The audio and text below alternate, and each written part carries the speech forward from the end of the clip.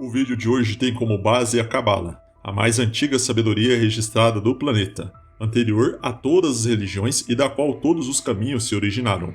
A Cabala é possivelmente a maior herança espiritual do mundo, reunindo ensinamentos místicos com explicações para os principais mistérios da existência. Ela revela ainda os inúmeros códigos do Antigo Testamento da Bíblia e importantes lições sobre a nossa alma, ajudando a melhorar nossa percepção e relação com as dificuldades encontradas em nosso caminho. Inscreva-se no canal, não se esqueça de comentar aí logo abaixo e de deixar o seu like. Meu nome é Marcos, o idealizador do projeto Método e Valor, e você pode acompanhar a gente nas redes sociais e através do nosso site www.metodoevalor.com.br. Neste vídeo, vamos explicar as ideias do autor Ian Meckler no livro A Cabala e a Arte de Ser Feliz, 7 práticas para iluminar a sua vida. A partir de agora, iremos dar a você as chaves para que decodifique o real sentido da vida e que explique a arte de ser feliz. Pois, uma vez assimilada, ajudará você a se tornar uma pessoa muito mais divertida e espontânea. Fique conosco até o final do vídeo, pois navegaremos por um caminho completo com ensinamentos realmente transformadores que permitirão a você aproveitar muito melhor uma grande oportunidade de que lhe foi dada, a sua vida. Vamos trabalhar as 7 poderosas habilidades existentes nos ensinamentos israelenses da Cabala. Aprenderemos a cultivar de forma correta o desejo, a escolha, a sintonia, a meditação, o propósito, o refinamento e o amor. A primeira habilidade é o desejo. Somente ao conhecer mais profundamente os nossos desejos, podemos distinguir o que nos empurra para baixo daquele que nos move em direção à luz. Observe que para o homem, diferente dos outros animais, o exercício da sobrevivência não basta. Comer, beber, respirar e procriar, tais atividades, embora essenciais para nós, estão longe da totalidade de nossa existência. Possuímos um desejo muito mais complexo. Precisamos de realização. Mas essa busca pela realização acaba trazendo efeitos colaterais. Repleto de desejos não concretizados, o homem acaba sendo contaminado por uma frustração crescente. Você pensa que será feliz, por exemplo, quando tiver uma excelente condição financeira. Assim, dedica a maior parte de seu tempo a conquistar esse desejo. Trabalha exaustivamente, anos a fios, sem medir esforços para atingir os seus objetivos. Finalmente prospera e passa a ter uma vida abastada. Mas, neste momento, já não lembra mais do que era o objetivo de sua vida. A meta agora será ter mais, ou fazer mais. E quando abrir os olhos, seus filhos já terão crescido. É assim que se perde a grande oportunidade que é a vida. E para não deixar que os dias passem em vão, precisamos conhecer mais sobre nossos desejos e entender que quando almejamos um bem material, queremos algo que está além do objeto, está escondido uma intenção maior de satisfação. Veja um exemplo. Digamos que você queira comprar um carro novo. Na verdade, você não deseja o carro, mas sim um estado emocional que se pode ser alcançado com a sua compra. Seja como for, você não busca realmente o objeto físico, mas sim um elemento extrafísico. Uma pessoa que pretende se tornar mais sábia e quer entender os mistérios da existência também busca os mesmos elementos extrafísicos. O desejo dela é aparentemente muito diferente daquele de quem trabalha anos para comprar um carro novo. Assim, como quem sonha com um bem material, aquele que deseja sabedoria também não busca algo tangível. Pode ser que almeje o prazer de se tornar um humano melhor ou de alimentar o próprio ego com o reconhecimento alheio. O importante é entender que em ambos os casos as pessoas são movidas pelo desejo. E mais, que a essência desse desejo é sempre algo extrafísico. Faça uma experiência, feche os olhos e liste o que você mais ambiciona na vida. Listou? Provavelmente você pensou em coisas como felicidade, bem-estar, segurança, paz de espírito, alegria, amor, sabedoria, autorrealização. Repare que nenhum desses itens é um objeto físico. É muito importante entender isso, para que não caia na armadilha de dedicar-se apenas aos atrativos do mundo aparente, o mundo percebido pelos 5 sentidos. O menino sonha com a bicicleta. Ele então aprende uma poderosa lei da atração que diz que, se ele desejar algo profundamente, acabará conquistando o objeto desejado. Mas quem disse que ter uma bicicleta é o ideal para ele? Pode ser que, exatamente por não tê-la, ele venha se tornar um ser humano muito melhor. Perceba que tudo isso é importante, mas, mesmo que seja concretizado, não nos sacia. E você, compreende o porquê? Porque normalmente sabemos muito pouco sobre o que desejamos. De acordo com a milenar sabedoria da Cabala, todo ser vivo é guiado pelo desejo. Isso difere muito do pensamento oriental tradicional que prega a ausência do desejo. Mas será que é possível esvaziar-se de suas vontades? Fazer isso por si só não seria também um desejo? O fato é que você pode diminuir a sua ansiedade, mas não o seu desejo. E se ele faz parte da nossa natureza, não há nada de errado em alimentá-lo. Afinal, quanto mais desejamos receber, mais podemos compartilhar. Quem não tem afeto não pode dar afeto. Quem não aprendeu, não pode ensinar. Embora possa parecer muito variado em tipo e intensidade, todos os desejos podem se desdobrar em duas classes: o desejo de receber só para si, o egoísmo, e o desejo de receber para compartilhar, a cooperação. O desejo para receber só para si acontece sempre que cedemos aos nossos impulsos egoístas, quando queremos, por exemplo, ganhar mais do que o outro. Assim, você se torna cada vez mais egocentrado até que, em algum momento, se produz um curto-circuito em sua alma. Já a segunda classe de desejo, a de receber para compartilhar, diferente da primeira, impulsiona para cima, para o bem-estar e nos faz crescer. Se queremos ter muita prosperidade, é porque espalhamos a fartura entre as pessoas. Se desejamos receber amor, é para distribuí-lo. E se pretendemos desenvolver nossa consciência, é para também ajudar o próximo. O Ian Meckler exemplifica que Abel representa o desejo de receber para compartilhar. Assim, aparece na Bíblia. E trouxe Caim do fruto da terra, uma oferta ao Eterno. E Abel também trouxe uma oferta de suas ovelhas. E aceitou o Eterno a oferta de Abel, e a de Caim não aceitou. E levantou-se Caim contra Abel, seu irmão, e o matou. A história é uma metáfora dos dois arquetipos do desejo. Abel é o personagem movido por sua essência divina e que queria compartilhar tudo aquilo que recebia. Caim era levado pelo desejo de receber só para si. Ele não tinha o desejo genuíno de compartilhar, ele queria a aprovação de Deus, movia-se pela inveja e pela vaidade. A oferta de Abel era mais desprovida de segundas intenções e por isso foi aceita de bom grado. E este é o desdobramento mais comum para o desejo de receber só para si, a energia de falência. Muito diferente é o resultado vivenciado por quem compartilha o que recebe. Foi o que Bill Gates, que chegou a ser o homem mais rico do mundo, fez na administração de seus negócios. Quando a sua empresa começou a crescer, junto cresceram os salários de seus funcionários. Então, ele criou uma mega fundação investindo em ações futuro para milhões de crianças. Pouco depois, o mega investidor Warren Buffett, segundo o homem mais rico do mundo, aderiu à ideia e doou a maior parte de sua fortuna para essa fundação. E você sabe por que eles fizeram isso? Porque experimentaram a sensação de realização advinda do compartilhar. Por isso, a prática do desejo é uma ótima maneira de experimentar a estabilidade e fazer uma grande arrumação em sua vida material. Comece pela sua casa. Doe para quem precisa tudo aquilo que não seja de utilidade para você. O que não servir mais, jogue fora. A sua casa é um lugar sagrado e você precisa cuidar dela como se fosse um templo. Isso ajudará a separar o desejo que o elevam daqueles que produz prazer temporário e descartável, porque você reconhecerá muitos objetos para os quais dava importância e hoje já não mais. Outra habilidade importante descrita na Cabala é aprender a meditar. Eis que sou eu quem dou o significado para tudo o que vejo. A solução para a ansiedade e a frustração, tão comuns nos tempos modernos, está na prática da meditação. Esse exercício será um recurso indispensável no desenvolvimento das 7 habilidades da arte de ser feliz. Por isso, é realmente importante que você experimente a prática da meditação cabalística. Ela é baseada em letras sagradas, as mesmas usadas nas versões originais e mais sagrada da Bíblia. O poder dessa letra é um mistério que data de cerca de 3.500 anos atrás e que produziu efeitos milagrosos na vida de quem as experimentou. A seguir, vamos apresentar a primeira meditação baseada nessas letras sagradas. Para experimentá-la, é importante, primeiro, que você se sente numa posição confortável em um ambiente mais silencioso possível, enquanto contempla as letras. Você deve respirar de forma muito profunda. Reflita, inicialmente, sobre as qualidades de seus pensamentos e depois esvazie a sua mente. Durante esse tempo, mantenha um padrão de respiração profunda. A meditação para o desejo é de vocalização Verhu. A contemplação dessas letras ajuda a criar o estado desperto. Meditando nessa sequência, você estará ampliando a sua capacidade de amar e de ser amado, baseado no desejo de compartilhar. Experimente passar 4 a 5 minutos respirando profundamente e contemplando concentrado essas letras. Experimente também a vocalização da meditação.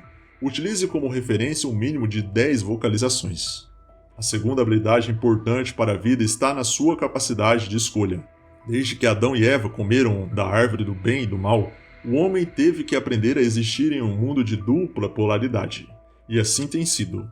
Não há um único ser humano na face da Terra que não tenha que lidar com o conflito entre as suas inclinações positivas e negativas. A habilidade da escolha está relacionada à mais antiga batalha do planeta, a luta entre o bem e o mal. E para explicá-la, recorremos a uma importante passagem da Bíblia. E disse Deus a Noé: o fim de toda a criatura veio por mim, porque se encheu a terra de roubo por causa deles, e eis que os farei perecer juntamente com a terra. Faz para ti uma arca. Em hebraico, a palavra escrita originalmente é Noach, que pode ser traduzida como descanso. Essa é a mensagem central do texto. Mais do que um evento histórico que ocorreu no passado, os episódios bíblicos, segundo o autor, são referência a algo que aconteceu hoje dentro de cada um de nós. Portanto, quando percebemos o mundo em colapso, precisamos avaliar que parte nossa se encontra em desequilíbrio. E assim, em um momento de caos, somos instruídos a construir uma arca, ou seja, um reduto de descanso, para meditar e fazer uma autoavaliação. A construção dessa arca é fundamental para que possamos identificar o elemento causador do caos. Entenda que dentro de nós existem dois distintos personagens, um que se identifica com o caminho da verdade e outro com o caminho da mentira, como se houvesse um amigo e um inimigo dentro de cada homem. A Cabala fala muito sobre o inimigo, a quem dá o polêmico nome de Satã. Essa denominação tornou-se muito popular, todavia mal compreendida. Passou-se a atribuir o mal a uma entidade externa, quando na verdade ele está muito mais dentro de nós do que fora. Onde está o inimigo? Originada da língua hebraica, a palavra Satã pode ser traduzida como obstáculo. E as dificuldades, sem sombra de dúvidas, são necessárias para qualquer evolução.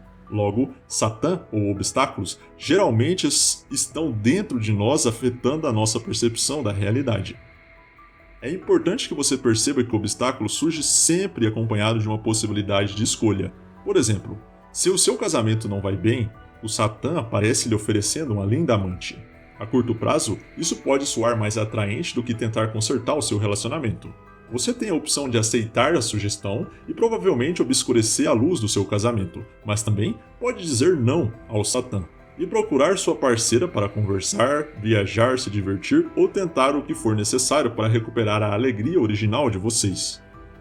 Assim, quando o texto bíblico fala de um momento de colapso no planeta, está se referindo a um período em que as pessoas perderam o poder de escolha, quando não mais conseguiram dizer não às suas inclinações negativas. Essa é a ideia de livre-arbítrio, lidar com o conflito entre as inclinações positivas e negativas. Falamos muito de liberdade, mas será que sabemos o que ela realmente significa? Nos lendários anos 70, pregava-se que livre era aquele que fazia o que queria quando queria, mas na prática não funcionou. Como tudo pode, muitos casamentos foram destruídos, muitas pessoas morreram pelo uso exagerado de drogas. Dentro da sabedoria cabalística, o conceito de liberdade é definido de forma diametralmente oposta ao tudo pode, pois torna-se livre aquele que tem a opção de não fazer o que quer fazer. Perceba como isso é o oposto dos dias de hoje. A Cabala prega que ser livre é podendo fazer o que se deseja, você pode escolher não fazer. Por exemplo, um animal que faz sempre aquilo que quer, mas, como se sabe, está longe de ser livre. O animal é totalmente previsível. Se tem fome, não vai sossegar enquanto não comer. Se necessário, agredirá um outro animal, mas vai atender às suas necessidades vitais. Ou seja, o animal, totalmente movido pelo instinto natural, é como uma máquina, programado e sem livre-arbítrio. O homem, e somente ele, tem a possibilidade de negar uma inclinação natural. Esse é o verdadeiro livre-arbítrio. A capacidade de romper com o padrão de comportamento automático. A capacidade de dizer não, mesmo quando os instintos naturais querem dizer sim. E é por isso que todos os caminhos espirituais impõem restrições. Sem elas, não conseguiríamos ser livres. Mas o mundo onde vivemos caminha pela direção oposta. Incentiva a não ter limite. Tudo é permissivo demais. Como já vimos, o que realmente desejamos não é o objeto propriamente dito, mas sim o sentimento de felicidade que ele pode trazer. As mulheres nuas, por exemplo, estão em todos os lugares, na televisão, nas revistas, nas bancas de jornais, nos seus smartphones. O efeito colateral é grave e, naturalmente, vai diminuir, se é que já não vem reduzindo, o desejo de homens pelas mulheres. Como Noé, temos a possibilidade de refletir sobre o nosso núcleo sombrio e começar a dizer não para tudo aquilo que é destrutivo. Cada um de nós podemos construir a nossa própria arca e salvar os valores que melhor amoldam o nosso caráter. Todavia, a grande pergunta é: como saber se uma situação que aparece em sua vida representa algo luminoso, fruto de um desejo construtivo ou uma armadilha do seu inimigo interno? Segundo a Cabala, há uma cortina que oculta planos invisíveis, que estão interligados com o plano físico onde vivemos, dos planos além de nossa capacidade racional, os quais se dividem em 10 camadas, como cortinas que separam o plano espiritual do nosso mundo físico presente. Para ingressar nos mistérios ocultos, para atravessar a cortina e conhecer os planos invisíveis, é preciso desenvolver uma nova percepção. A Bíblia, que se descreve uma substância infinita, um alinhamento original, origem e satisfação de tudo o que precisamos. A luz. Atualmente, os cientistas afirmam que no processo de criação, a luz, substância original, deixou seu estado inicial e passou por várias etapas de densificação até se transformar em matéria. Os especialistas vão além. Em um trato conhecido como a teoria das supercordas, ele sugere que vivemos em um espaço de 10 dimensões. Coincidentemente ou não, o texto da Cabala, escrito há milhares de anos, por mestres que dedicaram sua vida à percepção do sagrado, também definiram o processo de criação em 10 dimensões. O mundo físico onde vivemos fica após a 10ª cortina. É, portanto, de onde se tem menos visão da totalidade. Ele nos parece limitado porque a cortina nos impede de ir além.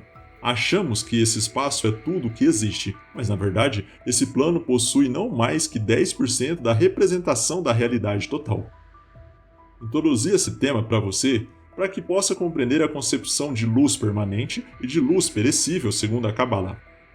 A luz perecível deriva do mundo físico, um mundo aparente que só pode ser percebido pelos 5 sentidos. A luz permanente é a luz original, que deriva do mundo infinito, um mundo que não podemos perceber pelos 5 sentidos, mas que nem por isso deixa de existir. É muito importante que você perceba a grande diferença entre essas duas. Por exemplo, como tudo que existe no mundo material é perecível, todos nós já passamos por momento em que experimentamos a realização passageira. Como você trabalha muito para comprar uma TV, por exemplo, com muito mais recursos, mas após tê-la, a euforia passa, seu prazer em relação a ela diminui. Esse fenômeno acontece de forma similar aos relacionamentos afetivos. A indústria da propaganda conhece muito bem esse conceito e, por isso, oferecem produtos com lindas embalagens. A propaganda de cerveja concentra sua atenção muito mais nas mulheres de biquíni do que no próprio produto, e você, atraído pelo brilho da casca, passa a desejar o produto. Ao aproximar da camada luz permanente, você fica menos vulnerável ao perecível. Já não se faz necessário tanta troca, pois ao se relacionar afetivamente com uma pessoa e enxergá-la na essência e na intimidade, você remove as cascas e entra em contato com uma nova qualidade de energia. Assim, o relacionamento, em vez de perecer, se renova e se torna abençoado. Pode ser que você não acredite em milagres, mas analise o seguinte: qual era a probabilidade de criação da vida organizada em nosso planeta há bilhões de anos, quando não havia sequer uma primeira célula criada? A chance era menor do que 1%, e ainda assim aconteceu. E a chance de sua existência? Eram milhões de espermatozoides de seu pai e somente um deles poderia ser contemplado como o milagre da vida. Foi o que deu origem a você. Não havia 1% de chance, e ainda assim aconteceu. Qual a probabilidade de revertermos o processo de autodestruição do planeta e criarmos uma nova concepção de vida baseada no desejo de compartilhar? Talvez não haja 1% de chance, e ainda assim, vamos fazer acontecer. O primeiro personagem bíblico a atingir uma visão mais ampla da realidade e remover as cascas foi o patriarca Abraão. Ele teve contato com a luz permanente, e por isso conseguiu penetrar nos profundos mistérios de um plano superior e extrafísico. Poucos sabem, mas é atribuída a Abraão a autoria de Sefer Yetzirah. um manuscrito de 4.000 anos anterior à Bíblia, do qual se originou grande parte do acervo do conhecimento místico existente no mundo. O casal gere 12 para piorar, ela já era estéril. Portanto, a ideia de terem um filho não fazia qualquer sentido. Mas Deus o agraciou com um filho mesmo com idade avançada. Abraão era um homem que enxergava além do aparente, por isso acreditou no improvável. E foi assim que atingiu a dimensão do milagre. O tempo passou, com os filhos já criados e certa estabilidade material, os dias tornaram-se todos iguais, e Abraão sucumbiu ao mal do esquecimento. Passou a levar uma vida comum e voltou a ver através do véu da cortina. Ao se distanciar da luz permanente, ficou novamente vulnerável às armadilhas de Satã. E disse Deus a Abraão: Toma, roga-te teu filho, teu único, a que amas, a Isaque, e vai-te à terra de Moriá, e oferece-o ali como oferta de elevação, sobre um dos montes que te direi. Àquela altura, Isaque já era homem crescido e sua família levava uma vida muito tranquila. Os dias se repetiam sempre iguais, um após o outro. Afinal, o que Deus queria dele? Aquela seria mesmo a voz de Deus? Era uma provocação da luz do mundo infinito ou uma armadilha do inimigo interno? Mesmo sem resposta, Abraão caminhou com o filho por 3 dias e 3 noites, rumo à montanha. Foram dias de silêncio e reflexão. Já no topo do monte, somente então, ele pôde remover as cascas que impediam sua visão. E assim, junto ao seu querido filho, descobriu que o sacrifício havia sido realizado. O que o patriarca precisava era abrir mão do fácil e do previsível. Aqueles foram 3 dias de muito sofrimento, tempo suficiente para Abraão fazer profundas reflexões. Foi assim que ele percebeu que já não tinha mais um grande propósito, e que já não abraçava mais o filho como outrora foi tão desejado por eles. Essa passagem mostra também que jamais devemos nos deixar acomodar por uma vida aparentemente tranquila e sem desafios. E principalmente, transmite a mensagem de que devemos valorizar de uma maneira sempre nova aqueles que vivem ao nosso lado e que tanto amamos. A todo momento precisamos optar entre uma inclinação positiva e uma inclinação negativa. E são essas escolhas que vão moldar o nosso destino. Experimente no dia de hoje dizer não para algo que você sabe que lhe faz mal. Nem que seja somente hoje. Para meditar, reforçando a capacidade de escolha, encare e vocalize a palavra Omã. A terceira habilidade que trataremos agora é a sintonia. Somente quando você perceber quem realmente atrai os acontecimentos de sua vida é que estará pronto para o início de uma evolução pessoal. Você deixará de ser escolhido e passará a escolher o seu próprio destino. Deixará de ser efeito para se tornar causa. Na verdade, tudo aquilo que precisamos nessa vida já foi emanado. A grande questão é, o que nós escolhemos receber? Ao entender essa condição, você descobrirá que não é apenas o personagem principal do filme da sua vida, mas também o roteirista. Como o aparelho de rádios, captamos tudo ao redor. Tem muitas estações disponíveis e escolhemos a cada momento com qual delas devemos sintonizar. Mesmo que pareça simples, só é possível trocar a estação quando se está consciente. Isaac andava muito sensibilizado com a perda da mãe quando seu pai decidiu enviar seu servo principal para buscar uma esposa para o filho. E assim o servo saiu acompanhado de 10 camelos para cumprir a sua missão. Ao chegar ao seu destino, o servo se deparou com um grande problema. Como deveria proceder para escolher a esposa de Isaac? Até receber uma resposta para o seu dilema. A futura esposa de Isaac deveria ser uma mulher de grande benevolência, assim como o próprio Isaac e Abraão. Logo em seguida, ele se aproximou de uma fonte de água e se deparou com a jovem Rebeca, uma moça linda e educada. Ela serviu água para ele e também para todos os seus camelos. Ele então levou a jovem para a casa de Isaac e, segundo Gênesis 24, 63 e 67, Isaac se apaixonou por ela e a amou, casando com Rebeca. Em hebraico, a palavra sorte, que se pronuncia como Mazal, significa também constelação astrológica.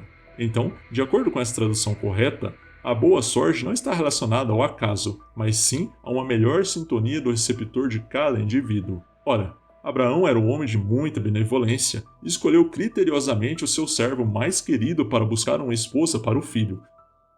Isaac, por sua vez, estava orando em estado profundamente meditativo quando avistou Rebeca pela primeira vez. Haveria receptor melhor para se encontrar um grande amor? Isaac não encontrara sua alma gêmea por acaso. Aliás, ninguém acha sua alma gêmea por acaso. Para viver um grande amor é preciso estar receptivo. É impossível experimentar uma grande paixão quando se está repleto de egoísmo. Neste estado, só se é possível encontrar conflitos e confusão. Não são poucas pessoas que se queixam de má sorte na vida amorosa. Quantas sozinhas se sentem infelizes, mas se estão com alguém ficam ainda mais tristes. Seria mesmo falta de sorte? Quem é, afinal, o responsável pela qualidade das pessoas que te atraem? Digamos que você tenha problema com uma pessoa de má índole, aquele tipo de companhia que projeta todas as suas angústias nos outros. Será que você tem alguma coisa a ver com isso? Faça a si mesmo a seguinte pergunta: por que ela tem problema comigo e com outros não? O que tenho de parecido com aquela pessoa? O que posso aprender com o comportamento dela? Não existe caminho sem alegria. O estado de espírito feliz é a melhor maneira de sintonizar o seu receptor para atrair uma ótima sorte.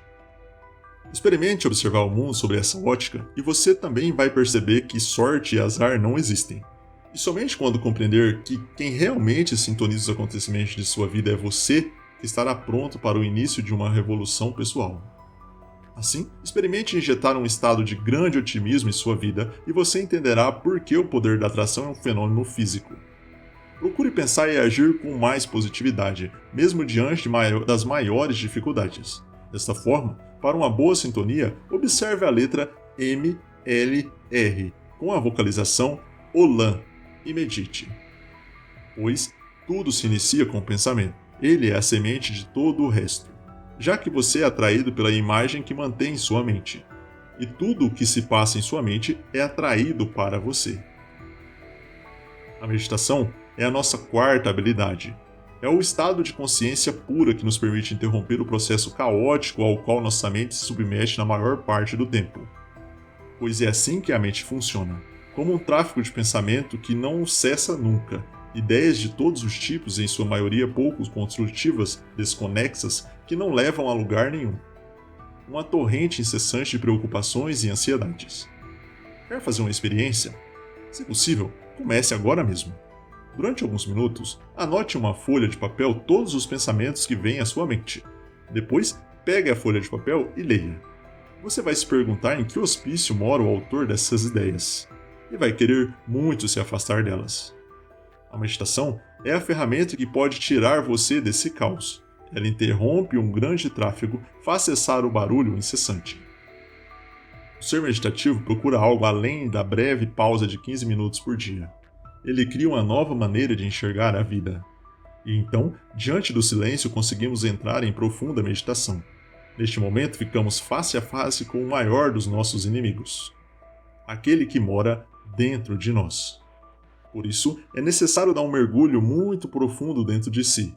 E isso, às vezes, dói muito, mas, ao acalmar a mente, podemos perceber de uma perspectiva muito diferente os nossos problemas. Devemos romper com a imagem falsa de que meditativa é uma pessoa que vive em paz, isolada numa caverna.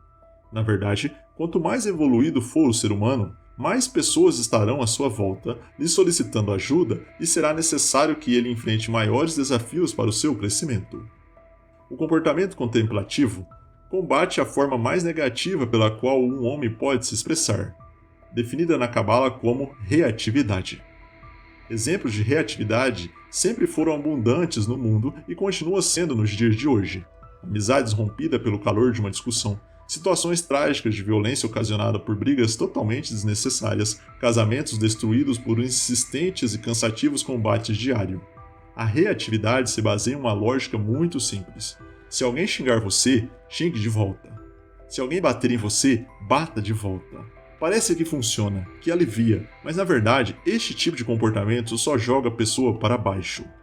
Se você reage por impulso na hora em que é agredido, pode até se sentir um pouco melhor naquele momento, um pouco aliviado, mas, posteriormente, terá de lidar com as consequências destrutivas de sua ação reativa. E isso vai causar um efeito posterior muito negativo e pesado em você. Mas nem sempre a reatividade de um indivíduo é medida por seus aspectos exteriores. Muitas vezes, ele sente raiva e guarda dentro de si.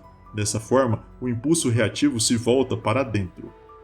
Existe, no entanto, uma maneira totalmente diferente de se posicionar diante dos obstáculos. Ao se sentir agredido, em vez de reagir movido pelo impulso da raiva, injete luz na situação e assuma a rédea do problema. Outra opção é agir contemplativamente. Neste caso, ao receber a conta, procure meditar, orar, trazer um pouco de luz para aquela questão. Retire-a da perspectiva reduzida do mundo físico. No intervalo entre o estímulo e a reação, você insere uma respiração, uma meditação, uma oração, enfim, uma ferramenta do mundo não aparente que vai fazer a conexão com a luz. A partir dessa descoberta, eles desenvolvem uma meditação transformadora, denominada 72 Nomes de Deus. Para praticar essa meditação, você vai usar um quadro que apresenta 72 sequências de letras sagradas. Mas não é necessário saber hebraico para que a meditação dê resultado.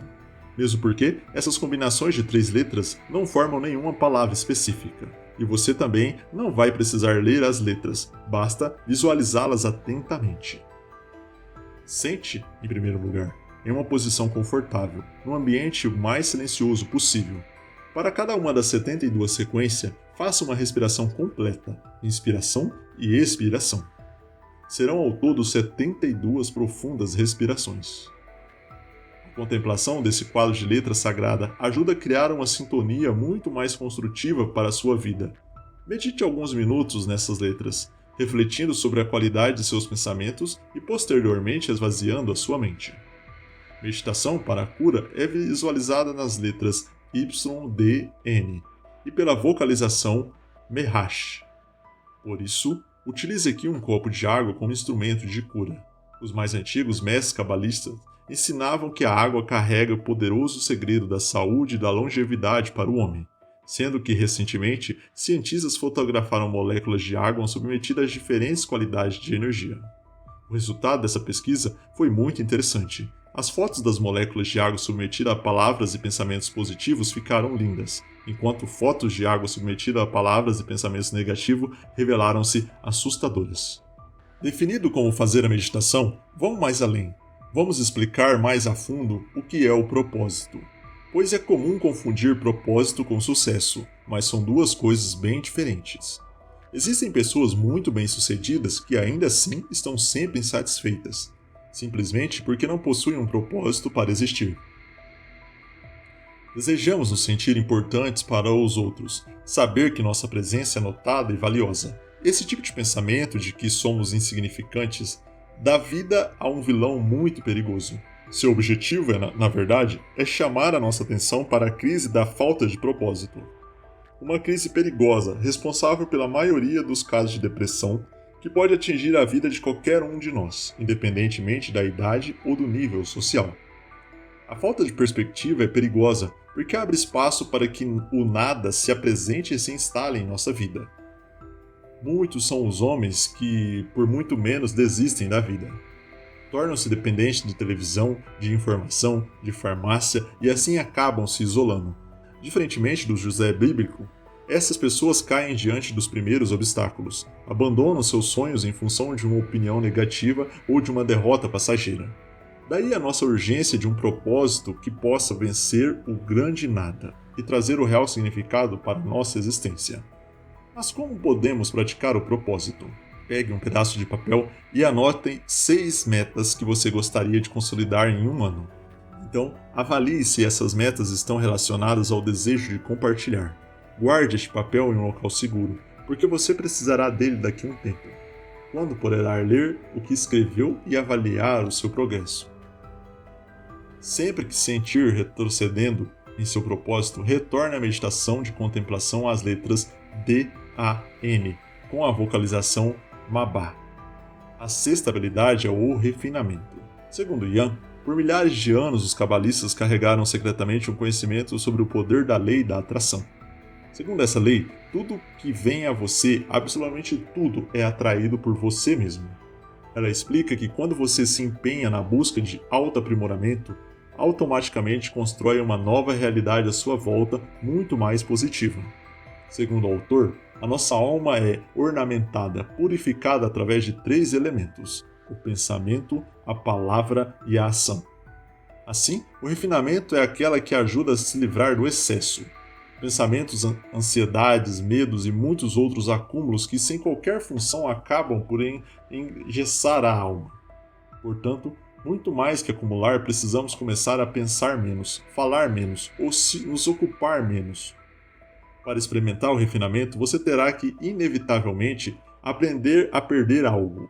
Um diamante, por exemplo, ao ser lapidado, perde boa parte de seu peso e do seu volume.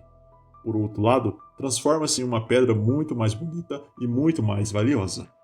Os vestidos da santidade, segundo o texto bíblico, representam a roupa que envolve a nossa alma, o pensamento, a palavra e a ação. É pelo refinamento dessas três vias que você poderá escapar de viver em um mundo caótico, dominado pelo medo e pela frustração, para ingressar em uma vida luminosa, repleta de realizações. A física quântica hoje também evidencia e comprova o valor da lei da atração. Ela afirma que a noção de um universo absoluto não existe, já que o universo é moldado de acordo com o referencial do observador. Pela lei da atração, cada ser humano possui um intenso campo eletromagnético que atrai as pessoas, eventos e até mesmo um estilo de vida. O começo de tudo é o pensamento. Ele é a semente de todo o resto, já que você é atraído pelas imagens que mantém em sua mente, e tudo que se passa em sua mente é atraído até você. Ou seja, a mente está sempre moldando o que está sendo percebido por ela. Já a via da ação é a mais importante delas, é aquela que produz o maior efeito no mundo físico. É o elemento que nós estamos sempre preocupados, pois nossas ações refletem positivamente ou negativamente em nós ou nas pessoas à nossa volta. Por fim, a palavra é, sem dúvida alguma, o que mais precisa ser refinada. É nela que devemos focar, isso porque as palavras possuem um poder maior do que os pensamentos e também são mais fáceis de controlar. Para você entender como a palavra possui o poder de criar a realidade, examine bem as pessoas à sua volta. Você descobrirá que aqueles que preferem palavras negativas estão sempre cercados de sintomas e caos. Já quem procura as palavras positivas e enaltece os seus semelhantes vive num mundo de harmonia e contentamento. Aquele que fala muito de doença não tem saúde. Aquele que fala muito de pobreza não tem prosperidade. Aquele que reclama de afeto está sempre só. É curioso, pois falamos de um único ponto de aperfeiçoamento pessoal, a palavra, e que uma vez assimilado, pode modificar por completo a sua vida. Na língua hebraica, original do texto bíblico, a palavra é denominada Lashon Hara. Grande parte da comunidade é dominada pelo Lashon Hara, mas, infelizmente, poucas são as pessoas que se dão conta disso. Exemplo comum da Lashon Hara são quando você encontra um amigo e começa a criticar. Este país é terrível. Os políticos não têm ética. Meu chefe é autoritário e mal intencionado. Como as pessoas dirigem mal nessa cidade? Meu marido nunca me ajuda com as crianças. Minha mulher, de tão dominadora, tornou-se insuportável. Tudo isso pode ser até verdade, porém, se não tiver um caráter construtivo, é melhor que não seja pronunciado. Depois de proferida, a palavra espalha-se pelo mundo e não retorna mais. Esse é o fenômeno físico. Uma segunda variedade da Lashon Hara é quando, em vez de procurar seu amigo para falar mal dos outros, você procura para se lamentar. E o que não falta são lamentadores profissionais. O doente que está sempre com alguma doença ou fazendo algum exame.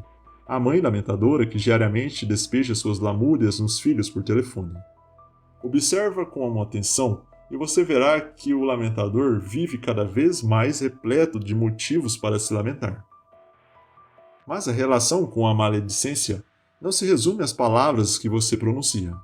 Existe ainda mais um tipo de Lashon Hara, e ela está relacionada à maledicência que você ouve, ou seja, simplesmente o fato de você parar para dar ouvido a palavras negativas.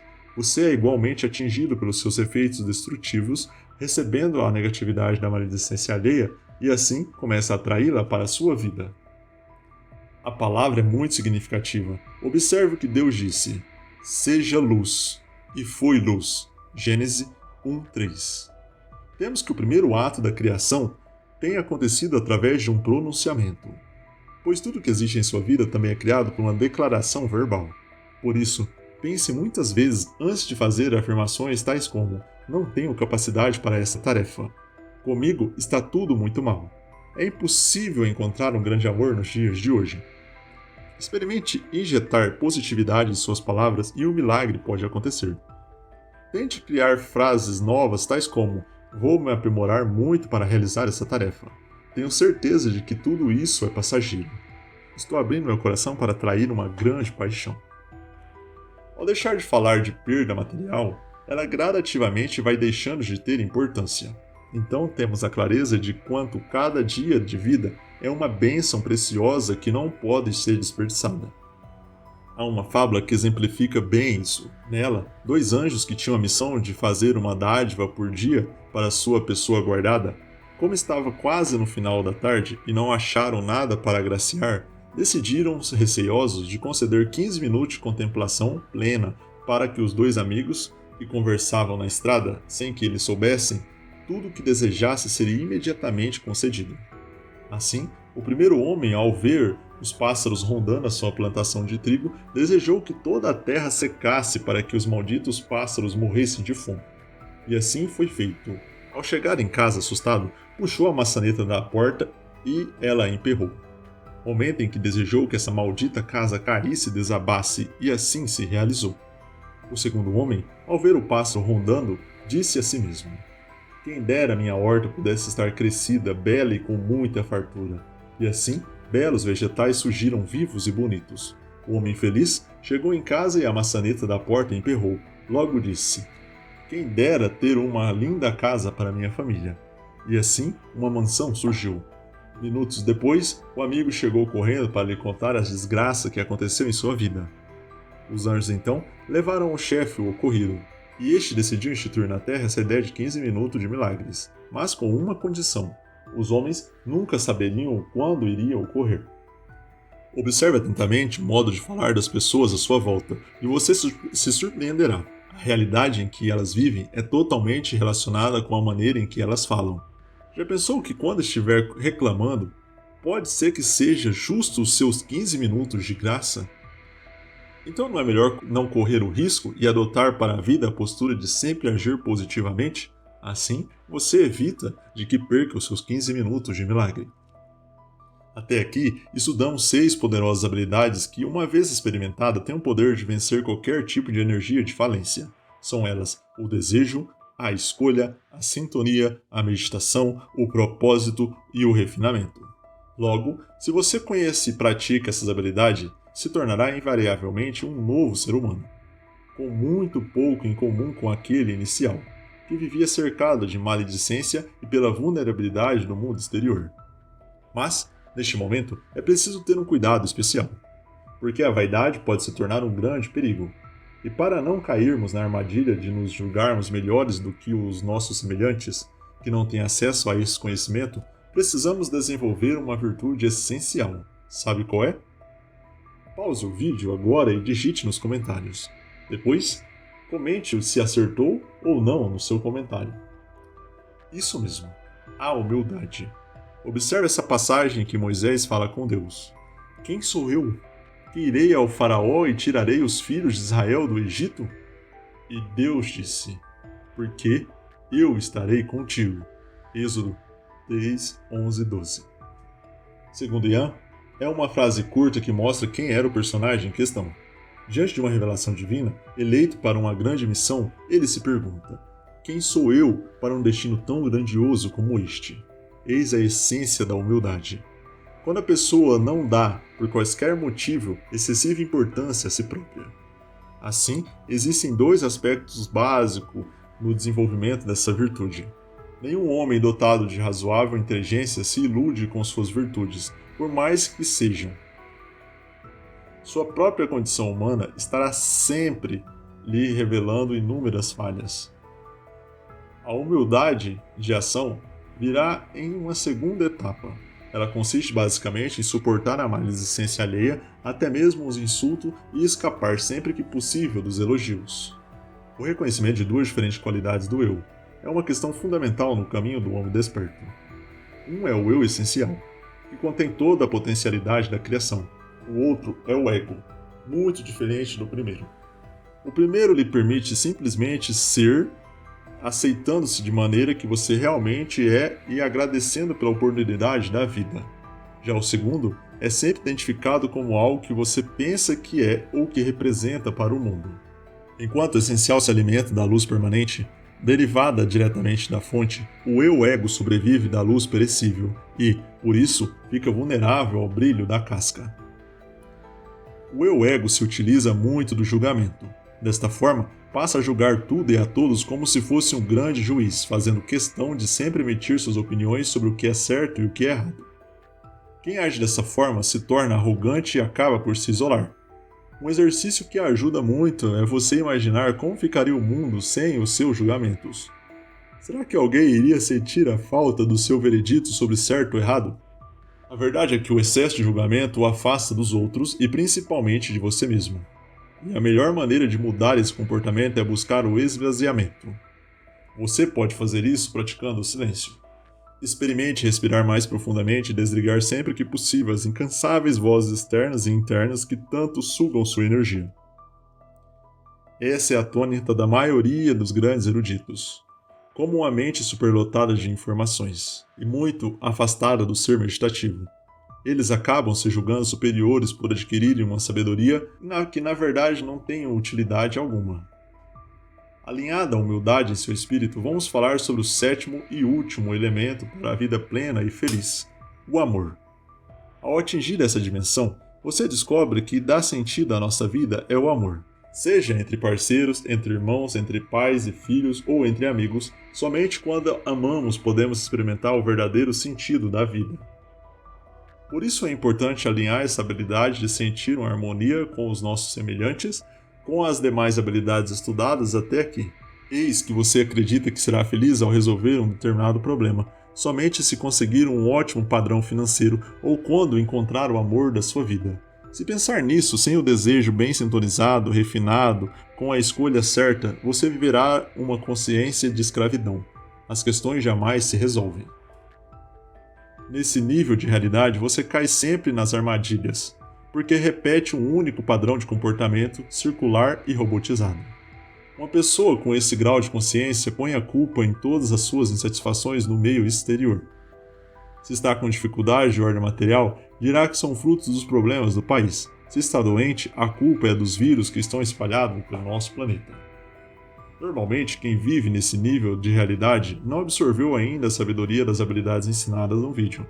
Vamos lembrá-las: o desejo, a escolha, a sintonia, a meditação, o propósito, o refinamento e o amor. Quando se vive num mundo construído pelo excesso de informação, pela maledicência, pela aparente falta de sorte e pela constante comparação com os outros, o caos é continuamente reforçado. Afinal, pense na metáfora bíblica sobre a libertação dos hebreus. Como sendo o Egito descrito no texto bíblico governado pelo faraó, um poderoso ego que incita cada um de nós a ser melhor do que o outro e a desejar tudo só para si mesmo. Sem dúvida alguma, essa é uma situação de total escravidão, uma maneira de viver sendo chicoteado pela sua própria falta de visão. Segundo o nível de realidade, é o chamado de deserto. Como o próprio nome indica, é um espaço ocupado pelo vazio. Diferentemente do Egito, onde existem muitas pirâmides e estátuas, no deserto não há lugar para excesso. Ninguém sobrevive do deserto carregando muita coisa. Pense bem, no Egito, você não tinha esperança de ser livre, mas também corria menos riscos. Você falava mal de tudo o tempo todo, mas também não tinha ideia de que esse comportamento trazia para a sua vida. No deserto é diferente. Lá, mesmo praticando a maledicência, você já tem a consciência de que ela é apenas fruto do que existe dentro de você. E é muito difícil olhar para dentro de si mesmo. Entretanto, é nesse caminho desconhecido, sem garantias de que reside a esperança de se encontrar a plenitude. Por isso Moisés precisou guiar o seu povo durante 40 anos. O estudo geográfico da região mostra que alguns meses seriam o suficiente para cumprir essa trajetória. Mas a Bíblia não quer descrever um deslocamento físico, e sim, na verdade, uma mudança de consciência e de mentalidade. Perceba que tanto o Egito quanto o deserto estão também dentro de cada um de nós. E conforme nós aplicamos no caminho do despertar, passamos a enxergar a imensa responsabilidade que temos diante de nossas escolhas. É nesse momento difícil que trocamos o Egito pelo deserto. Em regra, preferimos continuar no Egito por medo de encarar as nossas responsabilidades. A história não termina no deserto. Havia uma dimensão muito especial, denominada Terra Prometida.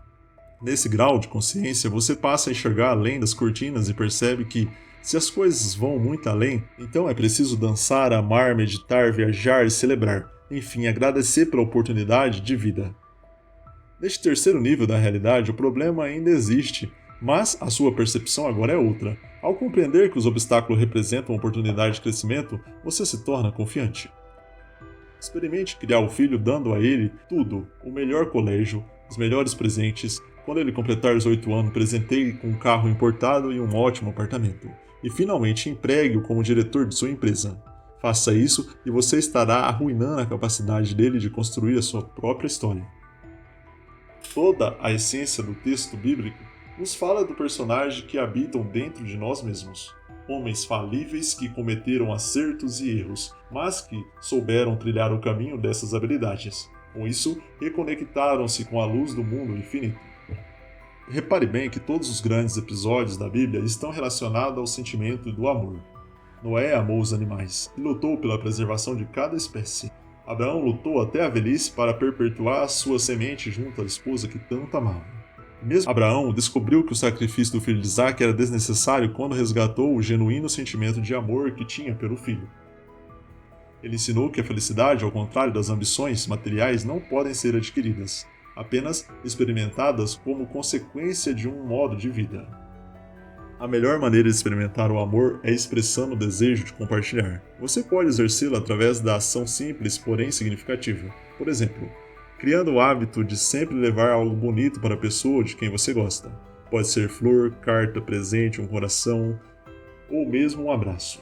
O mais importante é não esquecer nunca que amar e ser amado são duas faces da mesma moeda. Assim, quanto mais você deseja o bem para o outro, mais o outro deseja o bem para você. E provavelmente neste ensinamento resida o maior segredo da arte de ser feliz. Ficamos por aqui, espero que tenha gostado dessa reflexão. Deixaremos o link do vídeo na descrição caso queira comprá-lo para ler. Você também pode acessar o nosso site www.metodoevalor.com.br. Um forte abraço e até a próxima!